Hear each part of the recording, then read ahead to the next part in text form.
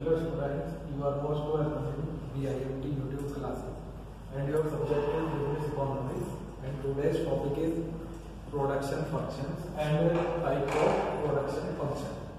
आज जो हम टॉपिक डिस्कशन करेंगे वो हम करेंगे कि आपके प्रोडक्शन फंक्शन क्या होते हैं और साथ के साथ आपके क्या क्या टाइप्स होते हैं। तो प्रोडक्शन फंक्शन से स्टार्ट करने से पहले हम बात करते हैं सिंपली कि भाई व्हाट इज प्रोडक्शन, कि प्रोडक्शन आपका क्या होता है। ठीक है, बेसिकली जो प्रोडक्शन होता है, production is the process of converting inputs into the outputs, that is called your production.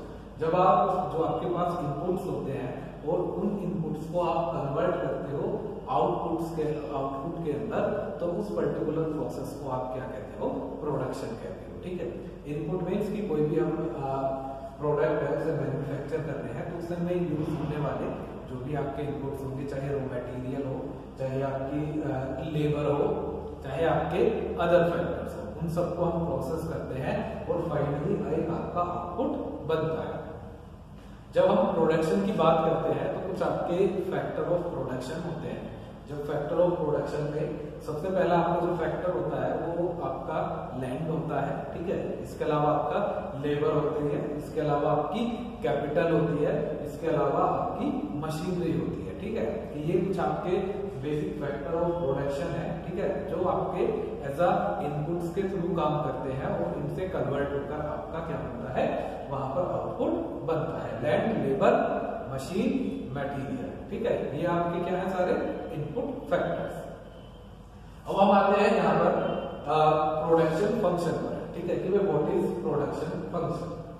जो प्रोडक्शन फंक्शन होता है वो बेसिकली एक रिलेशनशिप रेफर करता है, या एक रिलेशनशिप रेफर करता है between the inputs and outputs, या between the factor of input and output. दोनों के बीच में जो एक रिलेशनशिप होती है, उस पर्टिकुलर रिलेशनशिप को आप क्या कहते हो, उस रिलेशनशिप को आप कहते हो प्रोडक्शन फंक्शन। इसमें सिंपल लिखा हुआ है कि in simple word production function refers to the functional relationship between quantity of a good produced output and factor of production inputs। तो प्रोडक्शन फंक्शन बेसिकली क्या है, ये एक फंक्शनल रिलेशनशिप डिफाइन करते हैं या रेफर करते हैं between the inputs and outputs.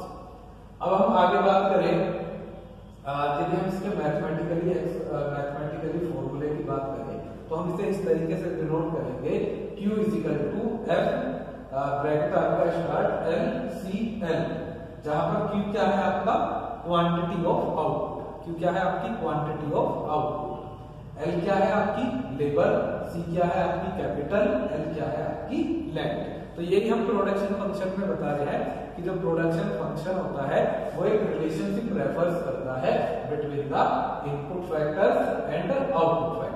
क्या Q क्या है आपका आउटपुट फैक्टर्स। तो इट मींस कि जो भी हमारे इनपुट फैक्टर्स होते हैं हम उन्हें प्रोसेस करते हैं और फाइनली उन्हें प्रोसेस करने के बाद आपका क्या बनता है, वहां पर आपका आउटपुट बनता है। तो प्रोडक्शन फंक्शन आपका बिल्कुल सिंपल है, क्या है कि भाई basically it is a relationship between output and factor of production. Factor of production को आप क्या कह सकते हो, फैक्टर ऑफ प्रोडक्शन आपके इनपुट्स है। अब हम आगे बात करते हैं इसमें कि भाई टाइप्स ऑफ प्रोडक्शन फंक्शन। ठीक है, कि जो आपका प्रोडक्शन फंक्शन होते हैं उसके आपके क्या क्या टाइप्स होते हैं। ठीक है, वैसे आपके दो तरीके के प्रोडक्शन फंक्शन होते हैं, एक आपके शॉर्ट रन प्रोडक्शन फंक्शन होते हैं और दूसरे आपके होते हैं लॉन्ग रन प्रोडक्शन फंक्शन। ठीक है, जो आपके शॉर्ट रन प्रोडक्शन फंक्शन होते हैं उसमें आपका जो फंक्शन आता है वो आता है आपका लॉ ऑफ वेरिएबल प्रोपोर्शन। कौन सा फंक्शन आता है इसके अंदर, आपका लॉ ऑफ वेरिएबल प्रोपोर्शन। तो जब हम लॉ ऑफ वेरिएबल प्रोपोर्शन की बात करेंगे तो लॉ ऑफ वेरिएबल प्रोपोर्शन को हम लॉ ऑफ डिमिनिशिंग रिटर्न भी हम कह सकते हैं। ये आपका लॉ क्या कहता है सिंपली कि जो हमारे फैक्टर ऑफ इनपुट्स होते हैं, क्या होते हैं, जो हमारे फैक्टर ऑफ इनपुट्स होते हैं, यदि हम उनमें से एक फैक्टर को तो वेरिएबल रखें और जो बाकी आपके अदर फैक्टर्स हैं उन्हें हम फिक्स रखें। फिक्स मींस कि उन फैक्टर्स के अंदर हम कुछ भी चेंजेस ना करें और एक फैक्टर को हम करें वेरिएबल। वेरिएबल मींस क्या होता है, चेंजेबल। तो उसमें एक सिचुएशन इस तरीके की बनती है कि आप जैसे जैसे एक वेरिएबल फैक्टर को चेंज करते जाओगे तो उसमें क्या होगा कि हमारा जो टोटल प्रोडक्शन है, ठीक है, वो एक टाइम पर बढ़ेगा। उसके बाद वो बढ़ने के बाद जो है हमारा जो टोटल प्रोडक्शन है वो धीरे धीरे डिमिनिश होना स्टार्ट हो जाएगा। डिमिनिश स्टार्ट होना मीन्स कि कम होता हुआ वहां पर चला जाएगा। अब इसे हम एक टेबल के थ्रू इसे डिफाइन करेंगे, टेबल के थ्रू इसे समझेंगे कि एग्जैक्टली आपका law of variable proportion work कैसे करता है। तो दो चीजें इसमें याद रखिए, एक तो ये आपका शॉर्ट टर्म आपका प्रोडक्शन फंक्शन होता है, दूसरा इसे लॉ ऑफ डिमिनिशिंग रिटर्न भी हम कहते हैं। तीसरा क्या है कि इसमें जो फैक्टर ऑफ प्रोडक्शन होते हैं उसमें हम वन फैक्टर को वेरिएबल रखेंगे, चेंजेबल रखेंगे, और जो बाकी अदर फैक्टर्स है उन्हें हम फिक्स वहां पर रखेंगे, उनके अंदर हम कुछ भी चेंजेस नहीं करेंगे। तो एक आपकी स्टेज इसमें इस तरीके से आएगी कि पहले आपका प्रोडक्शन बढ़ेगा और फिर वो धीरे धीरे जो है आपका प्रोडक्शन जैसे जैसे आप उसको चेंज करोगे इंक्रीमेंटल वे में, वो आपका प्रोडक्शन जो है कम होता वहां पर चला जाएगा। ठीक है, तो हम इसे समझते हैं इस टेबल के थ्रू कि भाई ये इससे पहले हम इसके कुछ एजम्पशंस हैं उनके बारे में बात कर लेते हैं कि भाई assumptions of law of variable proportion. पहला एजम्पशन क्या है कि कांस्टेंट टेक्नोलॉजी। कांस्टेंट टेक्नोलॉजी का मतलब क्या है कि आपको टेक्नोलॉजी के अंदर कोई चेंज नहीं करना है, जो आपकी टेक्नोलॉजी चल रही है उसी पर काम करना है। चाहे आप अपने वेरिएबल जो आपका इनपुट है, जिसे आप इनपुट फैक्टर को चेंज कर रहे हैं, आप इसको किसी भी लेवल पर चेंज करो, बट हमें जो अपनी टेक्नोलॉजी रखनी है, टेक्नोलॉजी हमें अपनी रिमेन कांस्टेंट वहां पर टेक्नोलॉजी रखनी है। सेकंड क्या है, factors proportions are variable.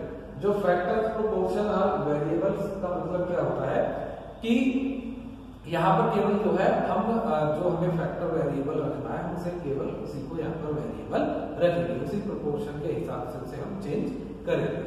Next है होमोजीनियस फैक्टर्स यूनिट।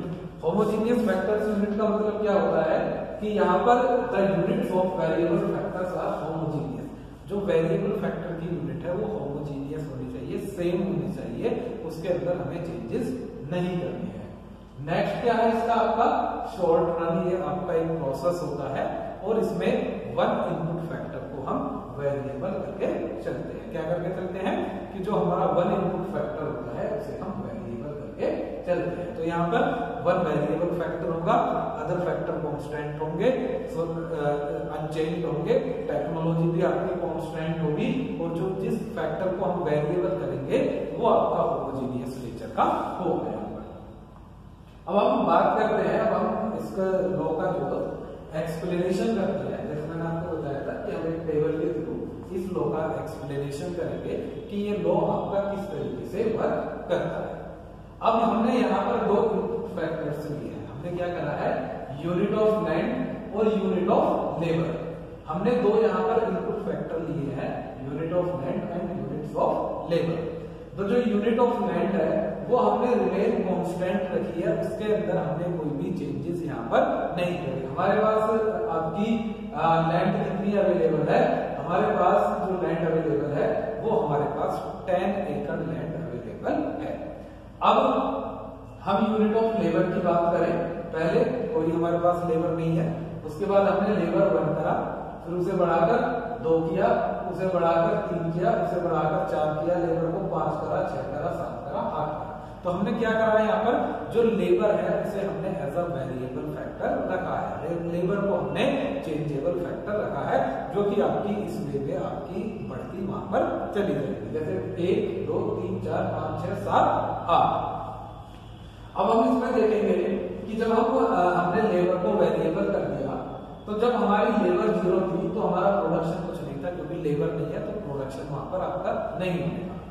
जब हमारी लेबर 1 हुई तो प्रोडक्शन था 20, जब हमारी लेबर 2 हुई प्रोडक्शन हुआ 50, लेबर 3 हुई प्रोडक्शन हुआ 90, 4 हुई प्रोडक्शन हुआ हमारा 120, 5 हुई प्रोडक्शन हमारा हुआ 140, फिर हमारा 150 हुआ प्रोडक्शन, फिर हमारा 150 हुआ, फिर हमारा जो प्रोडक्शन हुआ वो 140 हो गया। ठीक है, अब इसमें आप देखोगे पहले तो स्टार्टिंग में ये धीरे धीरे बढ़ रहा है, फिर आपका कांस्टेंट रह रहा है और फिर आपका नीचे डिक्रीज हो रहा है। डिक्रीज क्यों हो रहा है, क्योंकि या कांस्टेंट क्यों रह रहा है, क्योंकि हमारे पास जो लैंड है वो तो फिक्स है।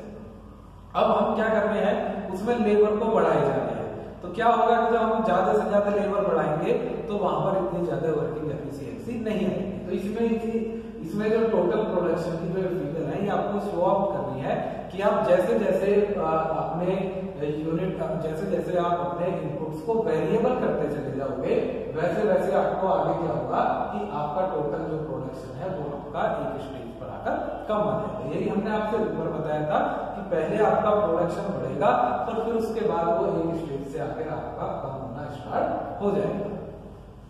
ये बात हुई हमारी कितनी टोटल प्रोडक्शन। अब हम इसमें बात करते हैं आपके एवरेज प्रोडक्शन। यदि हम एवरेज प्रोडक्शन की बात करें, जब लेबर 1 थी तो हमारा प्रोडक्शन कितना था 20, तो पर लेबर एवरेज कितना आया आपका 20। लेबर 2 थी, प्रोडक्शन था टोटल 50, तो हमारा एवरेज पर यूनिट कितना आया 25।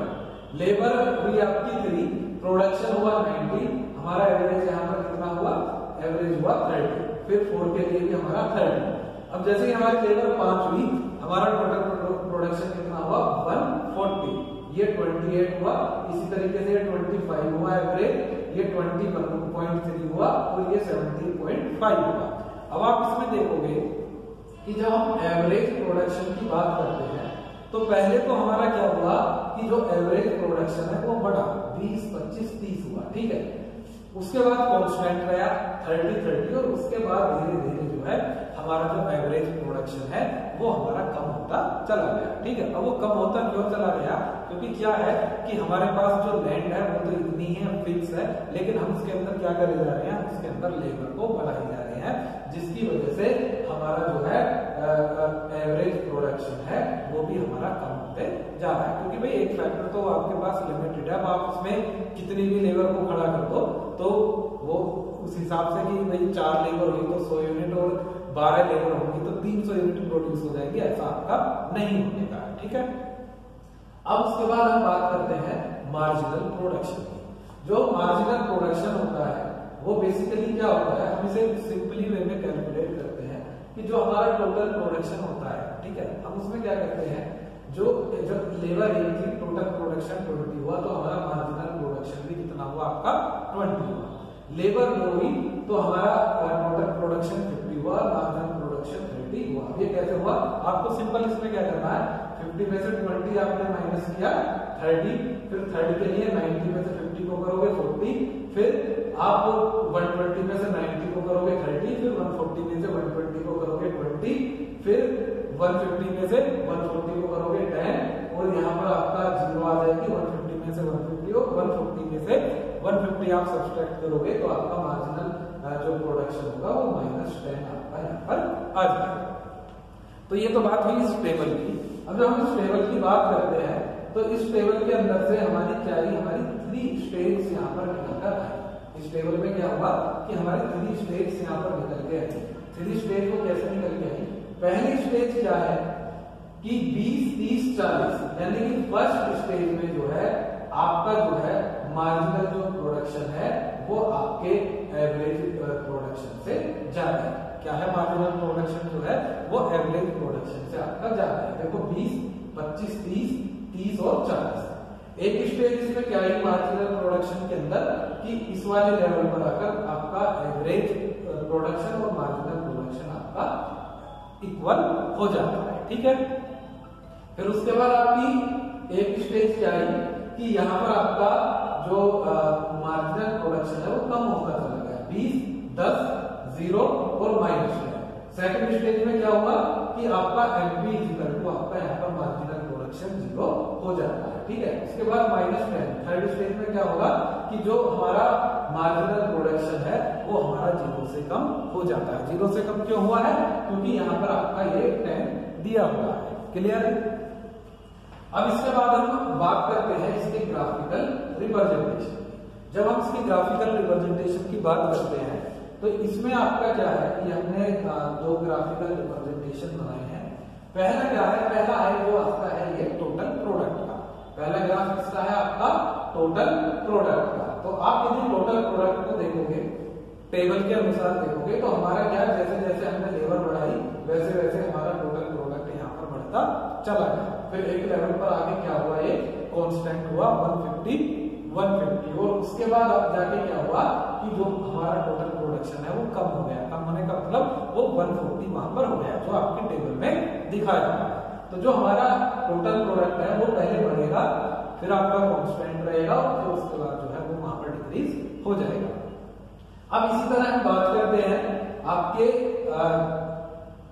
एवरेज प्रोडक्ट की और मार्जिनल प्रोडक्ट की। अब जो एवरेज प्रोडक्ट को आप इसमें देखोगे ग्राफ के अंदर, जो एवरेज प्रोडक्ट है वो पहले बढ़ेगा, फिर बढ़ने के बाद जो है वो धीरे धीरे सेकंड स्टेज पर आपका कम होगा और थर्ड स्टेज पर जाकर वो आपका एवरेज प्रोडक्ट जो है और कम हो जाएगा। ये माइनस नहीं हो रहा है, तो यहाँ पर देखिए आप इस टेबल के अंदर एवरेज प्रोडक्ट आपका क्या है 20, 25, 30, 28, 25, 25, 21.3 और 17.5। तो ये यहाँ पर क्या हो रहा है, पहले बढ़ेगा और फिर धीरे धीरे जो है आपका कम होना स्टार्ट हो जाता है और थर्ड स्टेज तक ये आपका जाके वहां पर कम हो जाता है। अब हम बात करते हैं इसकी आपके मार्जिनल प्रोडक्शन की। मार्जिनल प्रोडक्शन क्या है, पहले बढ़ेगा उसके बाद डिक्रीज होगा, डिक्रीज मींस उसके बाद कम होगा और थर्ड स्टेज पर आकर जो है ये आपका माइनस में चला जाएगा।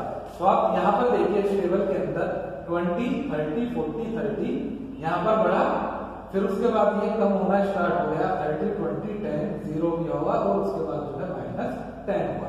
यही हमने इस वाले आपके ग्राफ में जो है यहाँ पर हमने ये शो आउट किया है, ठीक है। तो अब जब हम इसकी बात करते हैं तो इसके अंदर आपकी बेसिकली 3 स्टेज बनकर आती है।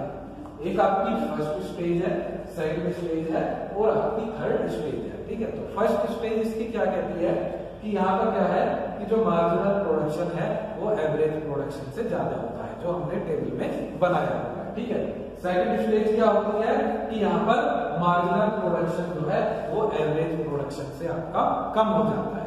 और थर्ड जो है, थर्ड आपकी जो स्टेज है यहाँ पर थर्ड स्टेज में क्या होता है कि एक टाइम पर आकर जो है जो आपका मार्जिनल प्रोडक्शन है वो 0 और 0 से आपका माइनस हो जाता है।